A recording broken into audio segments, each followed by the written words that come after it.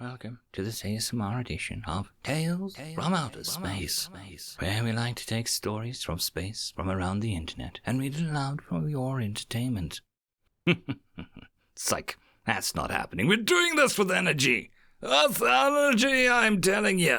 Subscribe, damn it, and all that other YouTube stuff. All the links will be down below as per usual. And as always, I hope that you enjoy. I'd just quickly like to thank my Tier 5 channel members and patrons. Bob the Dragon, Datamagnet, Sergeant Boomer, and Cat Crab Lobster. Again, thank you very much. Story number 1. Peace at Any Cost. Written by Echoing Cascade. Captain Nishmani was troubled. The war was not going well. Then again, it wasn't going badly either. As a matter of fact, the war just wasn't going at all. A week ago, the Morrind, long-time rival to his people of the Mist, had laid claim to a large, life-sustaining planet on the edge of their territory.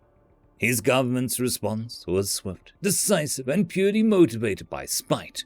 They claimed it was their planet by some ancient prophecy that was still currently being forged to look authentic. The Mist had landed a small army on the north side of the main continent, while the Morrind were in possession of the south. This would have normally been settled with the standard bouts of political posturing, a small skirmish here and there, and finally some sort of agreement no one involved would be happy with. What the human politicians call a good compromise. Yet, it was not meant to be. As it turns out, the planet was rich in soul crystals, the main resource needed for FTL drives. Worse still, the largest vein was situated in the middle of both armies. Before either army could secure it, a human cargo ship had an accident. 3,000 endangered animals from their home world were on board, and when the ship crashed, they were deposited on top of the mine. The humans apologized profusely and asked for some time to gather the specialists necessary to recapture the creatures. His people and the Mist had no choice but to agree. The Mornid were military allies of the Death Worlders, and his people traded almost exclusively with them. No one bought the idea that this was an accident, though. The dumbest, most inbred noble either nation could proffer, still qualified as sentient, could see the humans wanted to avoid the old rivalry becoming an open war, but neither side could openly call them liars. Which suited Captain Ishmani just fine, actually. After all, the longer combat was avoided, the longer he and his troops could stay alive, which happened to be one of his favorite pastimes. Yet, things were not going to last much longer, it seemed. After a week of waiting for the humans to gather the right handlers, Major Barsht had decided that it was high time to make his move. The man had tried to approach the creatures, which the humans insisted to be very territorial and somewhat aggressive. At first, he tried to reason with them, to no effect.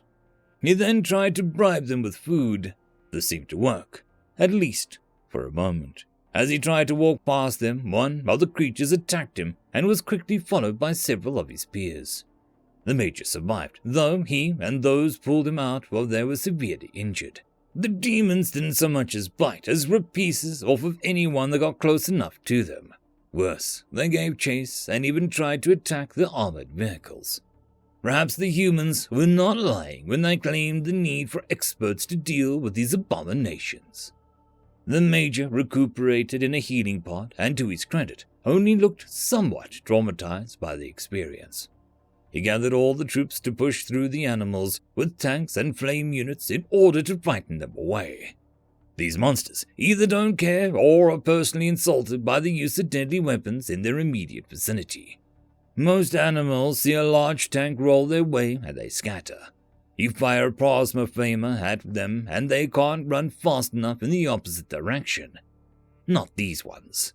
The Morins, who had been watching the scene, had at first found it funny, and then tried to join the demons in attacking us, probably thinking that they would see them as allies. Big mistake. The creatures didn't see them as anything more than extra enemies to chase away. On the plus side, you won't be going to war today either, or any time soon for that matter. On the other hand, both we and the Morans have suffered quite a bit of damage. Not many casualties, but the mental toll was large. I wouldn't be surprised if they called the whole thing off. The creatures have increased their territory. Like conquering barbarians, they now lay claim to what used to be the Misked and Morned outposts. The bastards actually look proud of themselves. We are leaving the planet the next morning. No one argued against the decision. General Armstrong was reading the report on the Misked-Morned conflict of XN 2003. Thanks to fast thinking on his part, war was avoided and both sides were leaving the planet. Someone knocked on the general's door. General Armstrong, "Come in." It was his secretary, Pauline. She nodded a short salute and gave him a datapad. General Armstrong took it and scanned the title. Misked and Morned Joint Demands. General Armstrong. And this is... Secretary Pauline. Reparation demands for war crimes for the use of bioweapons. General Armstrong chuckled a bit and put the datapad in a nearby trash can. General Armstrong. Ha! Come on! It was just a couple thousand ducks. How bad could it be? He looked at his secretary, and she looked worried and wasn't leaving. She clearly had more to say. General Armstrong. Is something wrong? Secretary Pauline. Well, sir, the animals that were to crash on XN 2003 were supposed to be ducks, but the officers simply couldn't get their hands on the numbers we needed, so she stopped talking. This was a woman who routinely informed him of system-wide wars and casualties in the billions. The general was worried now. General Armstrong. What did we dump on that planet? Secretary Pauline. 3,000, Canadian geese, sir, during their nesting season. General Armstrong didn't move, blink, or breathe for a couple seconds. Then he fished the datapad out of the trash can and began to read it. He quickly stopped. General. Pauline, please contact the diplomatic corps ASAP, and call my personal lawyer, please. End of story. Story number 2. Human Bullcrap, written by Chimpanzee Writes. Cadulankian Military Academy. Course Human Bullcrap 101. Rating required. Humans are exempt. Instructor Commander Ulkak, retired. Commander Ulkak stood in front of the class as the students for the semester filtered in. She was happy to see that most species of the Confederation were represented. No group was more boring to teach than a bunch of hulking males from war races with 2 brain cells to share between them.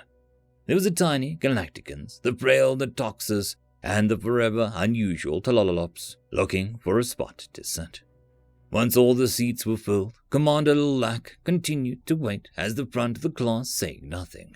The hall was one of the biggest the Academy had to offer, and very noisy.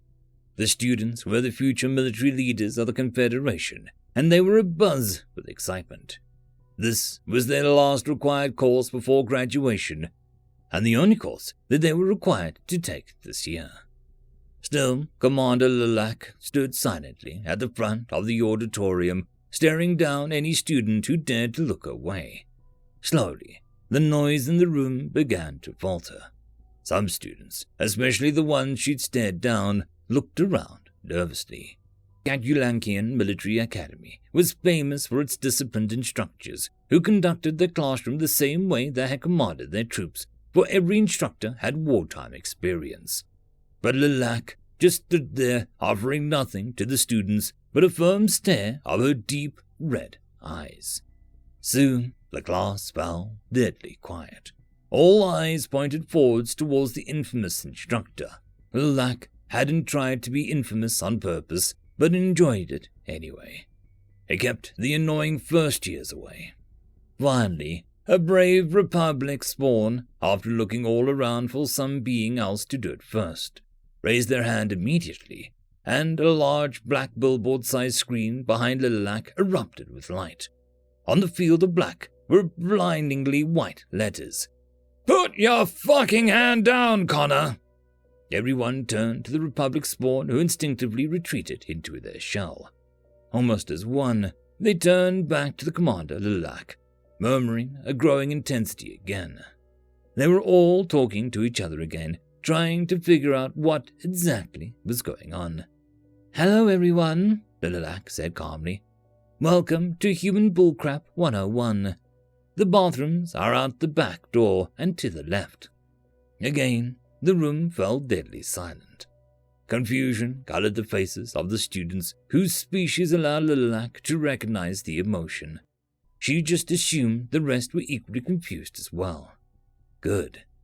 "Connor," Lilac said to the student who'd raised their hand, "come down here." The rebellic spawn's head crept out of their shell, looking both ways. All the other students were staring at them. Clearly uncomfortable, the rebellic spawn began to stand when Commander Lilac interrupted. "This has been your first lesson into human bullcrap," Lilac shouted, gathering eyes back to the front of the room. "Their name isn't Connor. That's obviously a human name. Regardless, none of you are talking. I have your undivided attention, and you now know to keep your guard up in my class. I got exactly what I wanted without any consideration as to the proper way to get it. That, my dear students, is some human bullcrap." The looks of confusion slowly changed to understanding.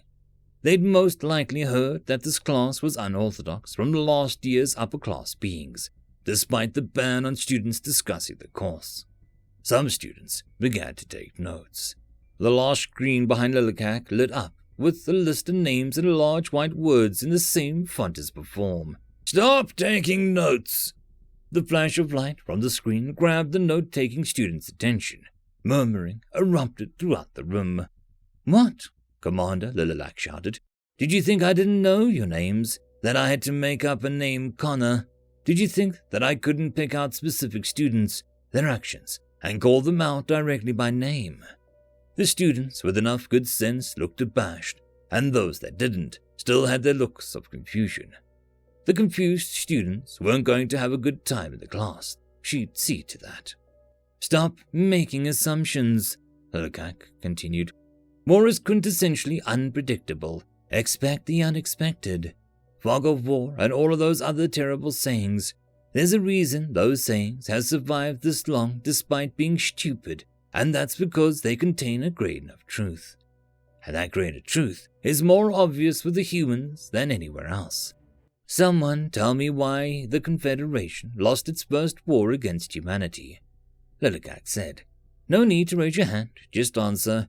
They possessed revolutionary new tactics that gave them an insurmountable advantage and the Federation couldn't overcome." A small Sempreca squeaked. "Oh," Lilac marveled. "General Cov, I didn't realize you were in my class. Shouldn't you be teaching history right now? Also, since when are you a Simparica?" Lilac gave her best impression of a human look that she was quite fond of. Sarcastic. "Don't regurgitate. Have an original thought. Anyone else?" The room looked around nervously. No one wanted to be next to the one to speak until the rebellic spawn from earlier piped up. "They kept catching the Federation forces off guard by being unpredictable and doing whatever it took to win." "That's quite the original thought there," Commander Lilac said. "I guess I was right picking on you. The rest of you could learn something from Trilly here." A gasp escaped the rebellic spawn at hearing their name called out. Lilac hadn't been bluffing. There's a reason this class is called Human Bullcrap and not human tactics or human strategy. Humans do whatever it takes to win. They'll put themselves through unbelievable bullcrap to win. Frankly, it's ridiculous what they'll put up with. Who here has seen the latest Brock Brockworth Vigi film? Not a trick, just raise your hand if you've seen it. Still apprehensive, hands slowly came up until nearly everyone in the room signaled that they'd seen the Visi film. Lilac would have been surprised if they hadn't. Visi films about human exploits were widely popular. And how cool was it when Sergeant McDavid broke his arm and couldn't use his rifle anymore, so he put his arm in a sling and kept fighting using only a knife. Heads shook up and down in a chorus or throughout the classroom. "Except that's wrong," Lilac scoffed. "Humans are trained to fight and reload their Gauls rifles with only one arm." I saw it myself at the Battle of Monta. I was pinned down with a human private, a damn private who could fight with one arm. Not that she had a choice. Her other arm had been ripped off by one of those bugs. Let a cat spit the word bugs. She got me to tie a string around the stump, cinching the blood, and stab her with morphine, a human painkiller. I took point. She covered my rear, and we got out of there. The trope of the noble human demanding to be left behind while the comrades escape is infuriating. A human will fight their way out from behind enemy lines, bleeding for the lost limb, before they give in to the bullcrap. Did she make it? The Simperica asked nervously. No, Lilac said solemnly. Her name was Private Connor, and she bled out 30 feet from our lines. Saved my life. Remember, humans aren't invincible. They just don't give in to the bullcrap. That is the core of this class, Commander Lilac said, recomposing herself. Humans will put up with and put themselves through an incredible amounts of bullcrap. They'll make up bullcrap plans to do it anyways. How are you supposed to counter a plan from a foe that doesn't follow their own damn plans? Because that's what you'll have to deal with if you ever fight against humans. I fought against and alongside them, and I'll tell you this. War is bullcrap, and no one deals with bullcrap better than humans. End of story. And that, my friends, concludes this video. I hope that you enjoyed, and if you do, please consider supporting the author, even by popping over and leaving a thumbs up or a nice comment, just to show your appreciation for the story. However, if you wish to support this channel, there are links down below which will help immensely. I will see you all in the next one, and until then, I hope that you have a fantastic day. Cheers.